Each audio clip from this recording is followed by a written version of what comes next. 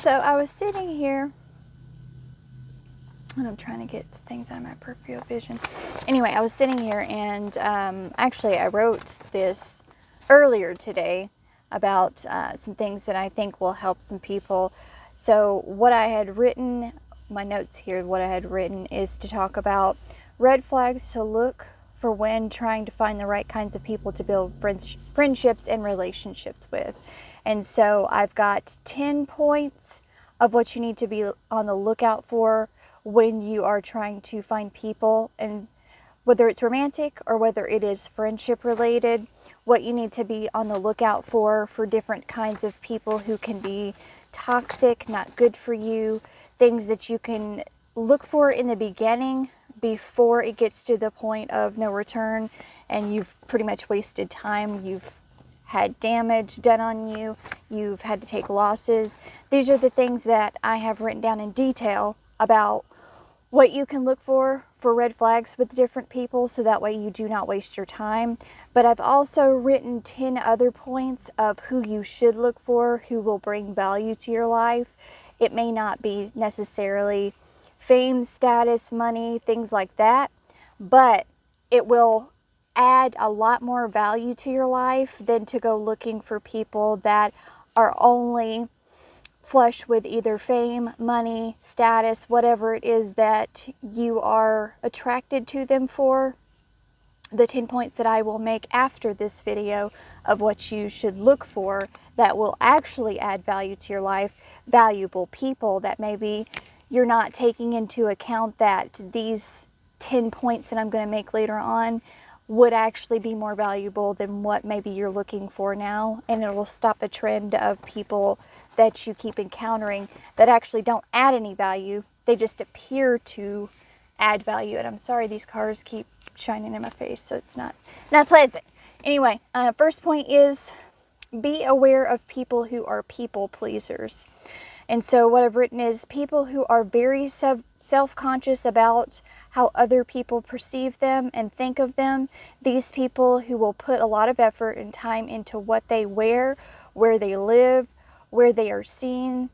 I mean, like out in public, who they are seen with, etc. They are very focused on being around people who will raise their status and put them in a high position where they can have a lot of influence and either get them control or get them fame or get them whatever it is that they are seeking. And they are very surface level people. They appear to be fake. There's no depth to them. They have a cold, stoic demeanor.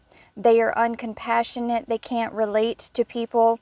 They only are worried about superficial things and surface level things. They're judgmental. They tend to lie to people and they tend to manipulate. They will potentially be the kind of people who will gossip, who will blackmail people to get what they want. They will do other volatile tactics to get what they want.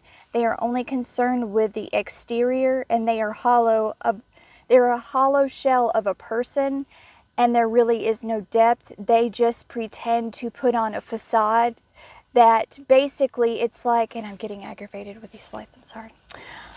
They basically put on a facade that shows other people what they want to see in order to manipulate their way into other people's lives. So they will try and be someone or be whatever it is that they think that people are wanting them to appear to be, as like the perfect person in order to get in with certain people.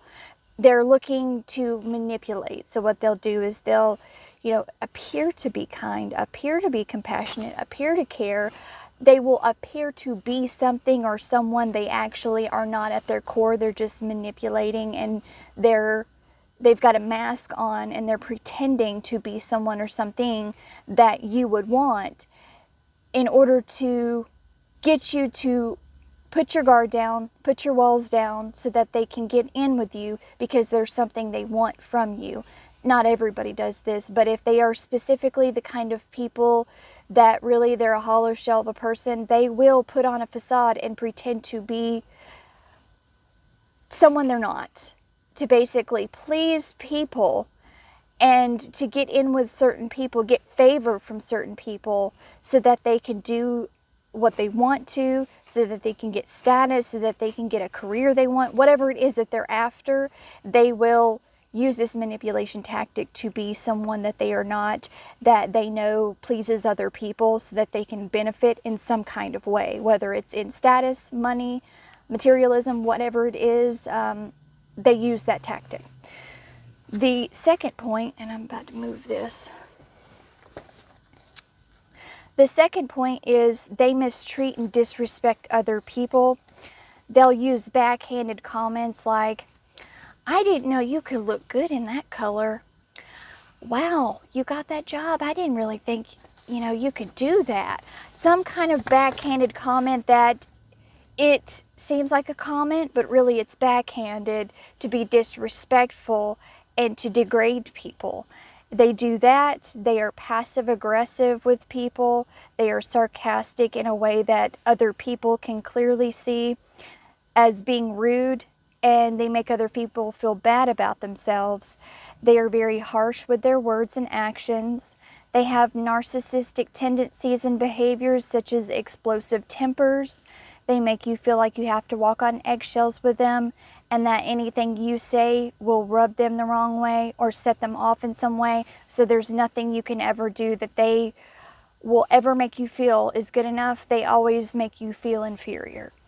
Where was I at? They're very controlling and have no tolerance for not being the one in control of everyone else and everything else. They give suggestions, and I say that in quotation marks, but really they feel like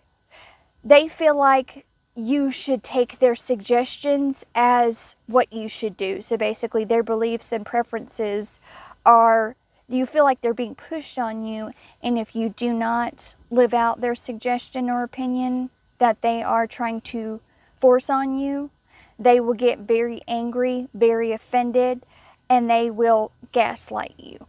So they'll make you feel as if, how dare you not take my suggestions and my opinions as your truth and what you should do with your life. They'll do that to you. So they're very disrespectful and very mistreating. Third, which I just got done saying gaslighting, they gaslight and make other people feel crazy. So they gaslight, and sometimes it's not a full-blown gaslight. It could be something subtle that's, unless you are subconsciously aware of gaslighting and the different kinds of levels of gaslighting, you may not even recognize it. If you try to address something with them, they will make you feel crazy or as if it didn't happen the way that you do clearly remember it happening. They will never admit to being wrong. They will twist your truth to make it seem as if reality is an illusion, and that anything wrong that they do or say, they twist that story narrative to somehow justify what they did or said. They will make you feel like always, what is it? I'm sorry, I'm trying to sit here and read my notes. They will make you feel you always have it wrong, and that they are always right, and that you can never be right. They will make you overanalyze and overthink things that happened or was said to get you to question yourself, so that you only trust what they say is reality rather than trusting yourself and knowing exactly what has happened, exactly what was said. And they will basically twist everything to make their reality your reality. So the delusion that they live in is what will be pushed upon you, and if you allow this person to do this, you will not trust your intuition. You will trust what they say, and you will feel crazy and invalidated by this person. The fourth point is they are very self-focused people to the point of being toxic. So I'm not talking about they love themselves and they have boundaries. I'm talking about this is all about them all the time. All the time. They are intolerant of engaging in conversation or engaging in events with others where they are not the center of attention. They are unable to celebrate anyone else other than themselves. They expect everyone to treat them as a queen or king, and they want to be worshipped and adored. They will use manipulative tactics to make others feel guilty or sorry for them in attempt to get others to bring the attention back to them. When it is time to celebrate other people and their achievements, they will show jealousy and spite towards that individual or individuals and try to belittle their importance in attempt to make themselves feel better. However, they will not admit to their jealousy or toxic behavior, and this will become a pattern. This is not a one-time thing. Every time you go somewhere, it's always got to be about them. The attention's got to be drawn to them. They'll either start some kind of drama, they'll try to make you feel sorry for them, they'll try to belittle people who the event is about, or if somebody else is being celebrated or whatever, that it's just, a group outing. They'll somehow try to get everything to be about them, and they'll use toxic behavior in order to get that attention. Fifth point is relationships with them are a one-way street. They refuse to initiate conversations or to make time with spending with others, so they won't call and they won't make plans to spend time with others. They expect others to do that, and they expect others to be the full communicator, do everything, plan everything, call them, text them, and they do no initiating. They expect everyone else to call them, make plans with them, make all the effort to maintain a relationship with them. They refuse to put in any work or effort for an equal give and take. They will not even meet anyone halfway. They see everything as a one-way street. They feel entitled to not have to do anything and have everyone do all the work and make all of the effort. They are an entitled, spoiled brat that will make you feel like you have to do everything. They will never check on you. They will never make plans. They will never call. They will never text. They make everybody else feel as if you have to do everything, because that's the kind of overly self-important person that you're dealing with that just has an ego that's full-blown. Point 6 is that they are only there for a good time, not a long time, only there when it benefits them. They are very surface level and only care about a good time. If you want to go out and have a good time, they are the first ones there. But when you or anyone else is going through something, they are a ghost. They go ghost on you, so basically they disappear on you and just, pretend you don't exist. Where's my spot? And they never offer you any help, no emotional support, no compassion, no relationship at all. They abandon you the moment you have a low moment in life. They will pretend you do not exist, and as if they do not know you. They make you feel inferior and shameful when you are having a crisis or problems in your life. It's inevitable that we have these things in life, and they'll make you feel shameful about it. They will not listen to you when you are trying to discuss the things bothering you in life, what you are going through, etc. They don't want to hear it. They are very surface level. They will let you know in multiple ways with their actions and words not to bother them for anything else other than fun and good times. If you have a low moment in life, and then later on in your life you become successful, things are going great in your life, you have things to offer that looks kind of superficial in my opinion, but basically you've gotten out of that hole that you were dealing with in your life, whether it was a crisis, an issue, whatever, but you have now become successful, you're doing good for yourself, and then they just somehow appear out of nowhere to benefit from your success and whatever that you can give them, whether it's just a good time, free dinner, status, connections, whatever it is, whatever you're doing well in, they will find any way to benefit off of it, and they'll pretend like they're your friend, like they were there the entire time, and they just appear out of nowhere. And just act like as if they never disappeared, they weren't there for you, and they're ready to have a good old time. But when you're successful and you're in a better stage of life in the future after they've already left you. Point number 7 is they overexert their ego and have an inflated self-importance. So they see themselves as being gods. They see everybody else as being peasants, and they have an overinflated ego.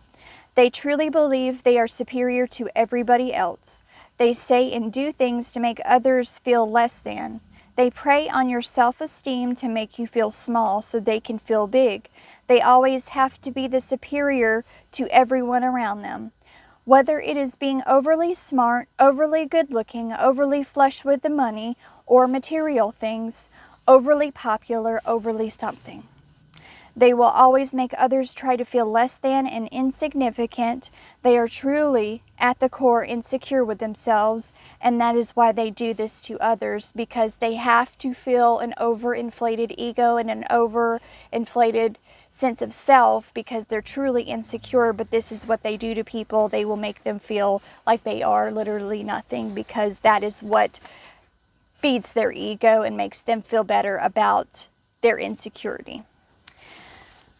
Point number 8 is they will dispose and dismiss others. They are quick to dispose and dismiss other people who are honest with them, do not tolerate their toxicity, who are authentic and do not allow themselves to be manipulated by them. They will dismiss those who hurt their ego in any way.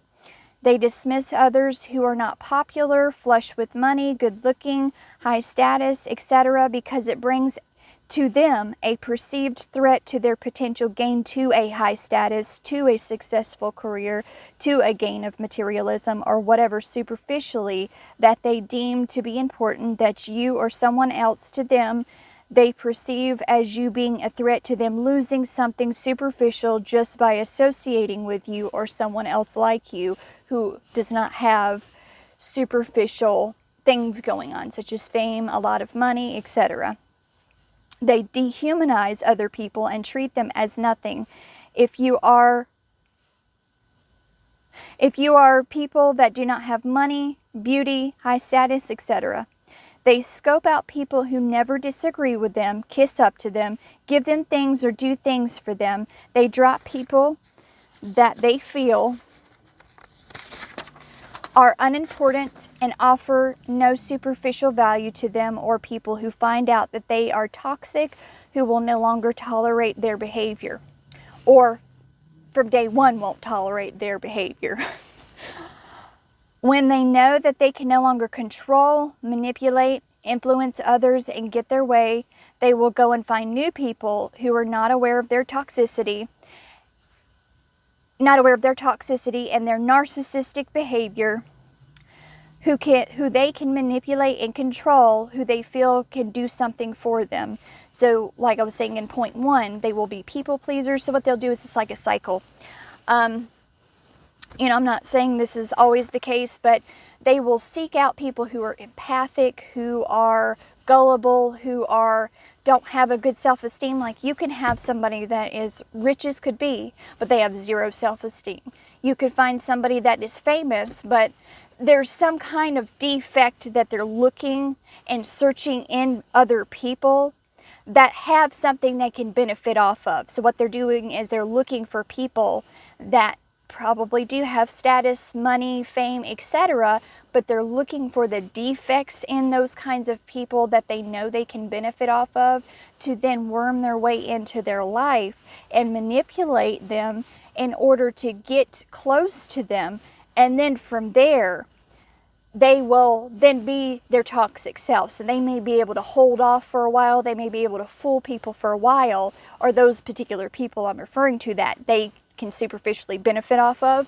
But once they get in, then they start revealing their toxic behavior and the toxic way they are. And if that particular person or persons, they are smart enough, they will get rid of that person. But some people, they are very insecure with themselves and they latch on to people, and even if they have toxic people around them, they'll keep them due to either a self-esteem issue, fear of abandonment, whatever. But they're specifically looking for vulnerable people who do not have a good sense of self, who do not have good self-esteem, healthy sense of self-esteem, who have some kind of a weakness they can prey on so they can worm their way into their life and then start taking over, being controlling, gaslighting, doing all these things so that they can fully control this person, so that they can get whatever it is that they're looking to benefit off of that person. So they will drop people the minute that someone calls them out, that someone is not going to tolerate their toxic behavior. If they can't, it's just like a child. If they basically can't get their full way, they will drop and just dismiss anybody who is authentic, who is real, who's not going to tolerate their behavior, who will call them out, who will be truthful, somebody who is healthy. They'll drop them and they will look for people who are vulnerable in their self-esteem. Whatever their weakness is, they search those people out, and they search people out not only that have that defect in them. It's not really a defect, it's just, insecurity or whatever it is that they need to work on, because I don't want to call people defective. That's not fair. But they'll find some kind of what they consider as a defect, whether it's your self-esteem, abandonment issues, whatever it is, and they're specifically looking to gain something. Now, you don't necessarily have to be famous. You can just be empathic, and they're looking to just drain you of everything, because they can manipulate people out of money, out of all kinds of things. But anyway, going to point 9, they have zero accountability and responsibility. They will take no responsibility for their words and actions. If they cause mass destruction in other people's lives, they will deflect and leave them with the pieces to mend back together and to fix the problem on their own. They're not going to take any responsibility. They will be gone. They will be nowhere to be found when it is time for them to have to answer for their words and actions, and they will make other people responsible to clean up their mess, whether it is an action they took when other people were around. I'm just going to give some examples of things that could happen, but this is more extreme. They can do subtle things, I'll give examples of some subtle things. So they could, let's say that you have, you take them over to meet your family. It could just be friends or whatever, and you have your family around. And, you love your family, and you expect people that are going to be in your personal space to respect you and your family.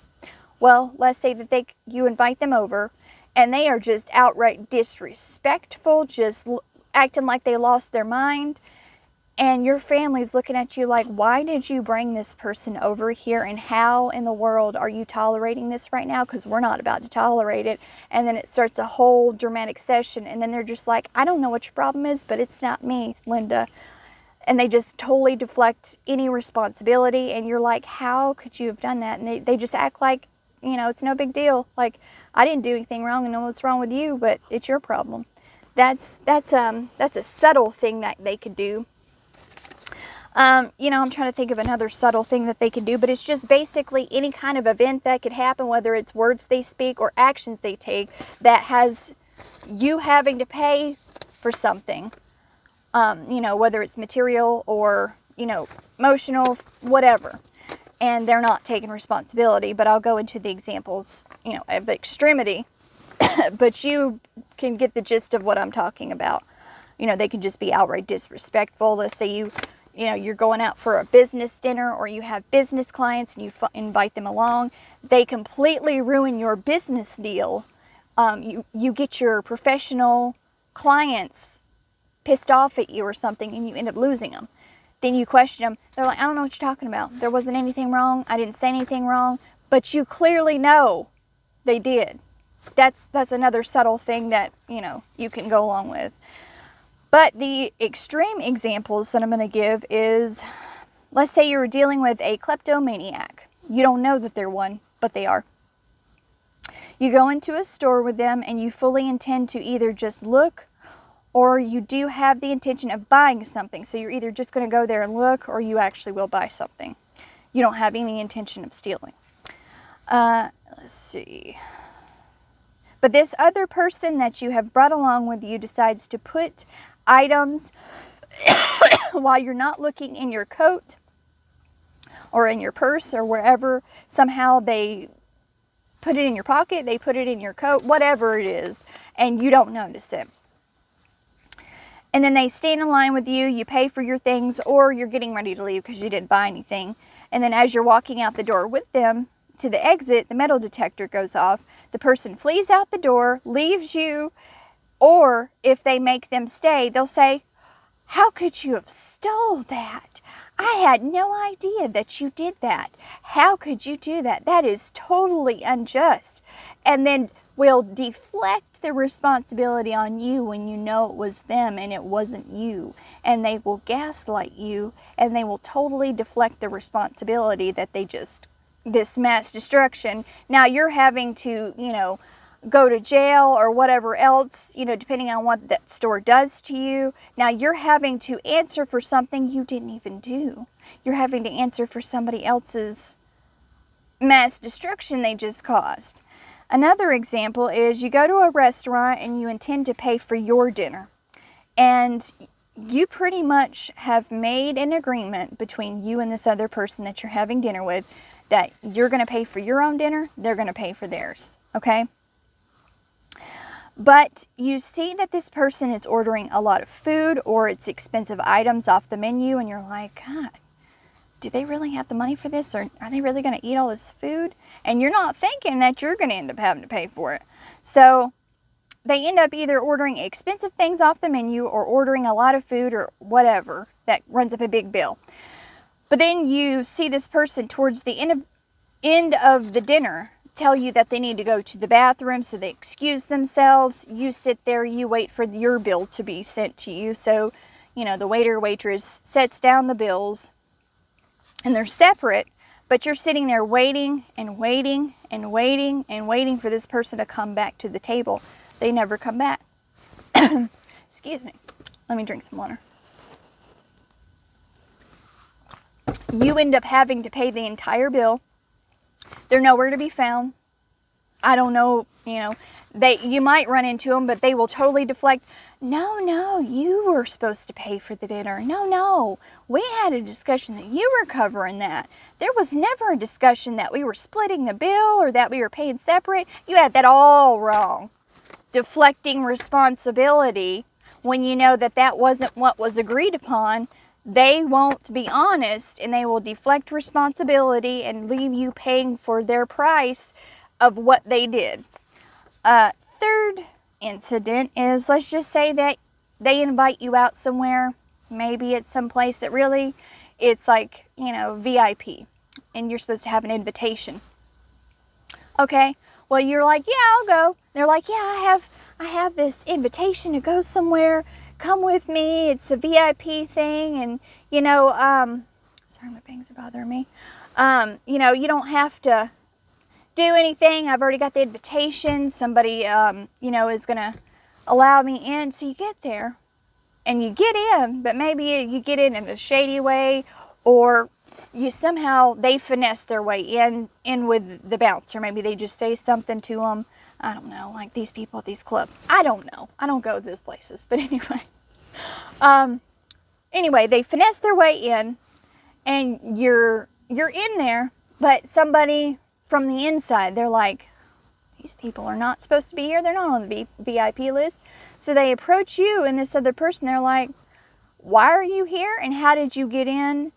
And, maybe it gets so far that they're going to call the cops on you because you weren't supposed to be here.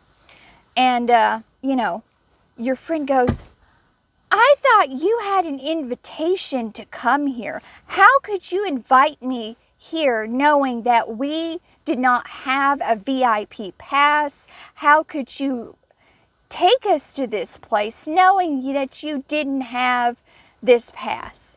When you know that they clearly told you that they had the pass, that they had a way in, that they basically had an invitation, and the only reason why you went was because that they presented it that way.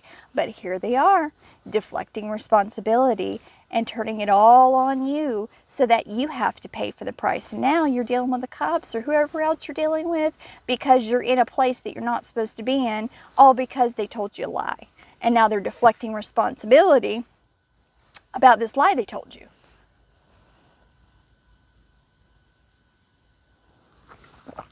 Sorry. My throat does not like me right now. Anyway, that's the third example of zero accountability and deflecting responsibility for this person.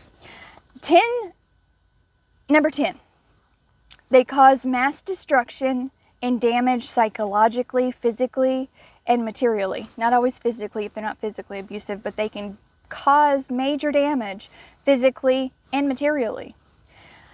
They are abusive, manipulative, narcissistic, dangerous, and reckless.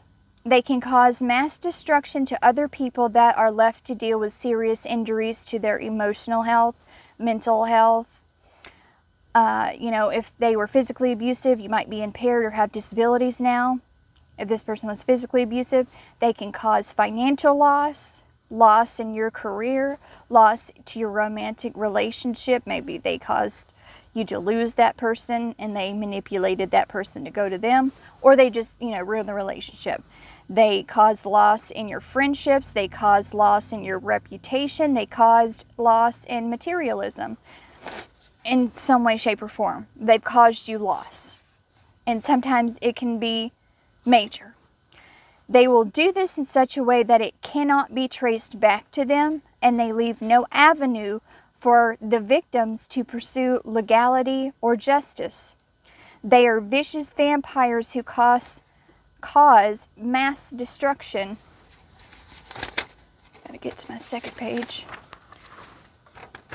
And cannot be found, or there's no way to get evidence to provide a way for the victim to get some kind of justice. So they find ways to somehow either worm their way out of some kind of evidence that you might have, or any kind of proof to show what they did that would get them in major trouble, like whether that is like legality or whatever it is, to persecute them. And sometimes if they've only done it, emotional abuse and mental abuse, depending on what kind of damage they did, it's almost like there's nothing you can do about it. The damage is done. There's nothing you can do about it. No one's going to come and pursue them for what they've done to you. They've ruined you emotionally and mentally. And maybe they didn't necessarily do something that was considered like, anything that you could go and pursue the courtroom with, but it's still damage, regardless if, the court system's not pursuing them for it. It's damage. And it's something that's going to take you a long time to recover, and sometimes some people never recover from it. They are evil beings who have no conscience and will take until there is nothing left, and will leave others completely devastated and empty. So the signs, the 10 signs that I just went over, which I'll go over them again. Take every piece of paper out. So they're people pleasers, they're manipulators to try to be what it is that they think you want them to be, so they can worm their way into your life, or they're worried about what other people think of them, so they're going to pretend to be what those people want in order to be around them, get something from them, etc. They mistreat and disrespect others. They gaslight and make other people feel crazy. They are very self-focused to the point of toxicity. They make everything about them. Relationships are a one-way street with them. They will never make any effort, and if it is any, it's very minimal. They will make you do it all. They are only there for a good time, not a long time, only there when it benefits them and when they can get something from you and it's a fun time. They overexert their ego and have an inflated self-importance. So they see as themselves being a god and you being a peasant.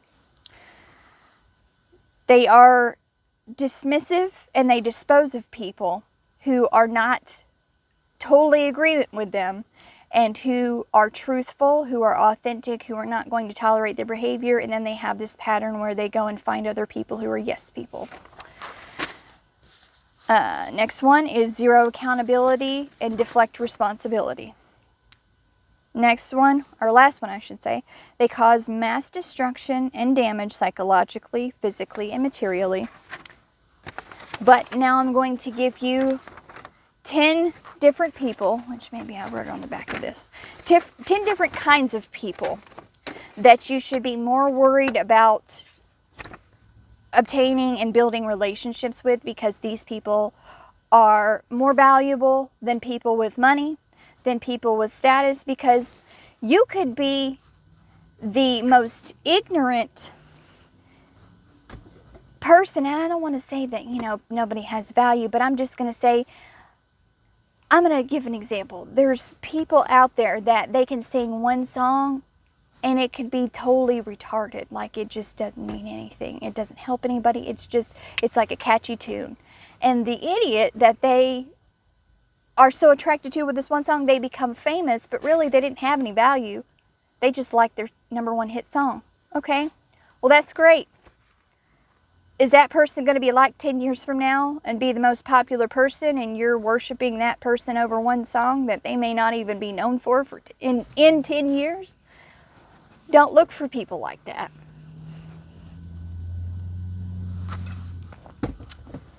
Look for people who are actually going to add value to you, because people can appear to have value. That don't mean they do have value. Just like I said, somebody can have a hit song, and 10 years later, not even 10 years, 5 years later, nobody even knows who they are. They weren't that valuable. There was just a number one hit song that everybody liked. Well, I mean, that gets old after a while. People go from one thing to the next, and they will find somebody new. So just because someone appears to have value in what you want doesn't mean that they always do. So here's 10 people that you should value, the kinds of people you should value and should be looking to maintain and build relationships with, because they actually do add value to your life. Number 1, people who are emotionally intelligent. This is helpful whether it's business relationships or just in general.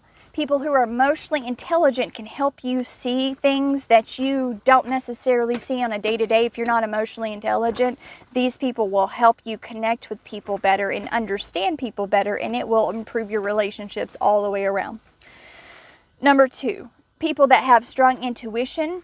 If you're needing to make decisions in life, whether that's business or just personal life, people with strong intuitions that, a good percentage of the time, they're right, and it's just based off of a feeling or intuition, and they can be a part of your life and look into what it is you're dealing with.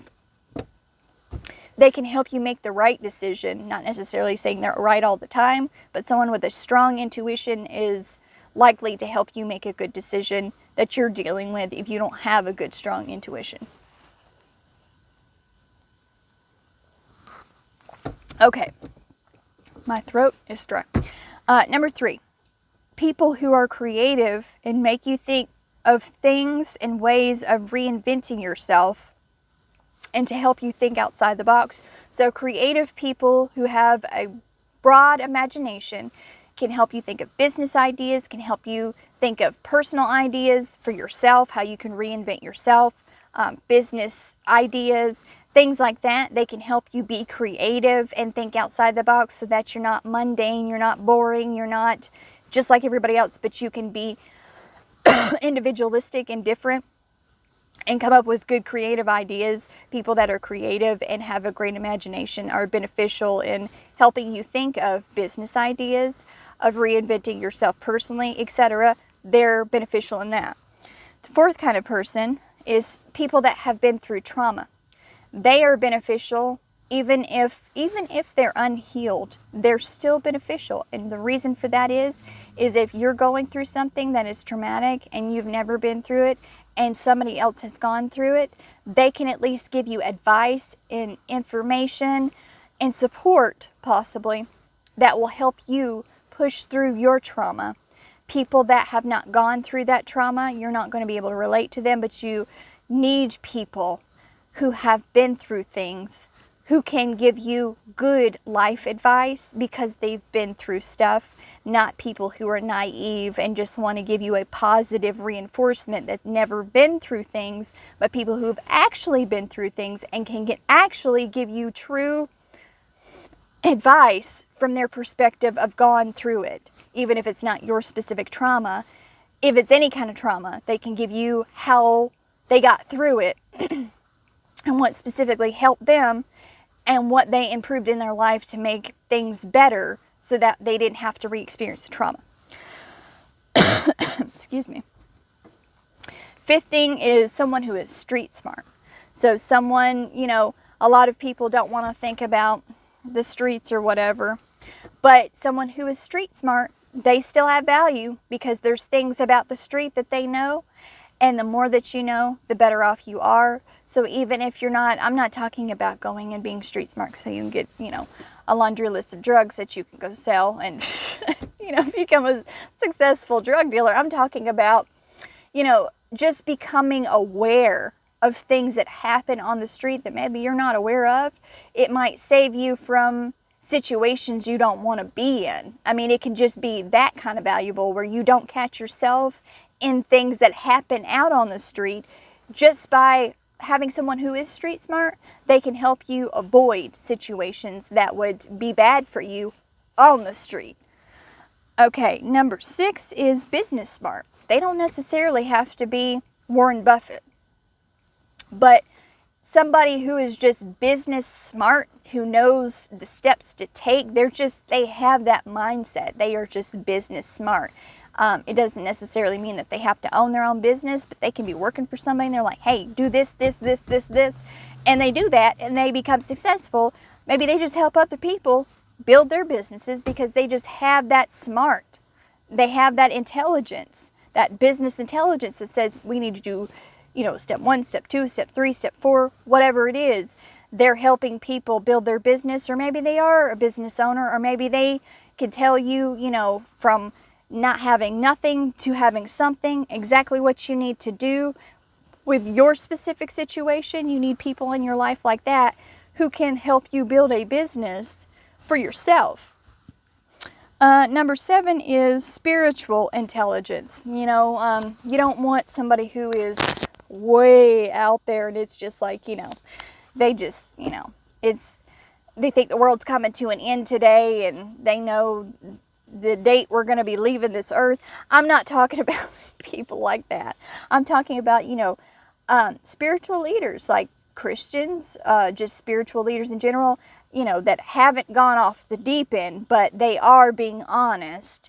Those people are beneficial because they do add valuable information. They even teach people how to build their business. They even teach people how to overcome certain trauma. They have a broad amount of information that they give out to people other than just teaching from the Bible or their spirituality or whatever it is.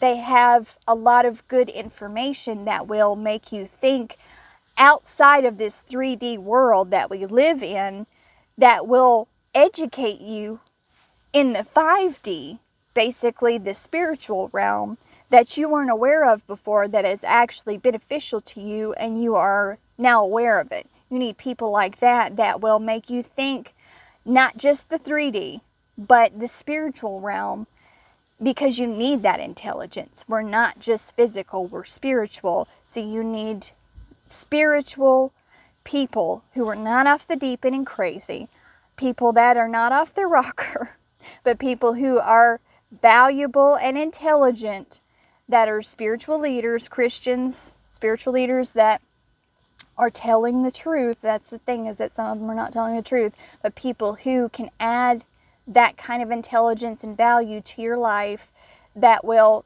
help you grow spiritually, because we are body, mind, and soul. They will teach you how to maintain your spiritual, what is the word that they use? Hygiene. So you're not letting everything in your energy field. Anyway, number 8 is people who are independent, healthy-minded. And what I mean is people who are independent and they are healthy-minded in the aspect that they are not codependent, they are not gullible, they are not desperate. They are healthy-minded, independent individuals who can teach you to stand in your confidence, to understand better what your self-worth is, to help you understand that you yourself are a whole person and you don't need other people filling your cup in order for you to feel secure and whole. They will educate you and teach you how to be independent in a healthy way and not be codependent on other people, so that you're not creating these trauma bonds and codependent type relationships, that you are creating healthy relationships. And they can tell you from their perspective if you are falling into situations like that. They are intelligent in being independent and healthy minded, and they will let you know if you're falling or slipping into patterns with people that you shouldn't, and things you need to be mindful of in yourself. Next one is people who are intelligent in health and fitness. That's obvious. They can teach you about your health, different supplements you can take, eating patterns, fitness trainings, etc. They can teach you a variety of things that will help you improve your physical health. And make you feel better, so that you can do as much as you possibly can do. If you have a limitation, you don't really know what to eat, you don't really know what workouts to do, you really don't know what that needs to look like for you specifically, they can customize just to you specifically an eating plan and a fitness plan that fits in your schedule, that fits you specifically, that you will feel better, you'll have more energy, and you'll be able to do more. And those people are valuable in that aspect. 10th is mental health gurus. So it doesn't necessarily have to be a psychologist. It can just be people that that have educated themselves well in mental health. Those people, they should be healthy minded, not all over the top, but someone who is a mental health guru that can teach you about different personality types, different disorders, different things that you can be on the lookout in other people, but you can also become aware of any patterns that you might have that you need to work on, and you can observe that in other people and observe that in yourself, and they'll teach you techniques and different mechanisms that will help you go through a healing, I should say, if you have something that you're dealing with, a healthy way to heal from it, and a healthy way of how to deal with those things that you're struggling with, or to look for those things in other people so that you don't form relationships with people that are really unhealthy, that really need to do some work in them. I don't mean just any kind of imperfection. I mean, some serious mental things going on.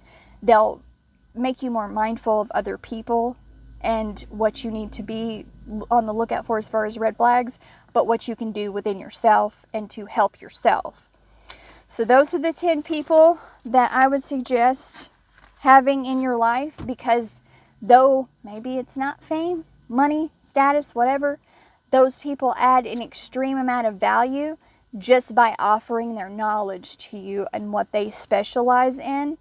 And they don't even have to be well known. They can be someone local. They can be just, anybody. As long as they're well educated in that area, those 10 kinds of people would be more valuable in your life and make you more successful than just someone who appears to have value. Just like I said, it could be somebody who had a hit song last night and they're famous tomorrow, but were they valuable? Did they really add any value to your life? Yeah, they got some followers, but they're going to have them in 5 years? What real value is this person adding to your life, and why are you worried about having a relationship or bond with this person?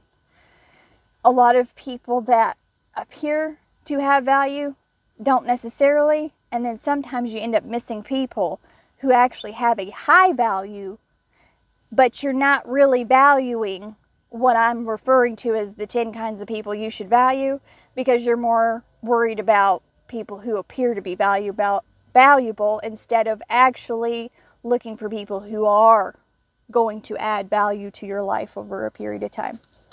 So that's what I have for you. I hope that helps somebody.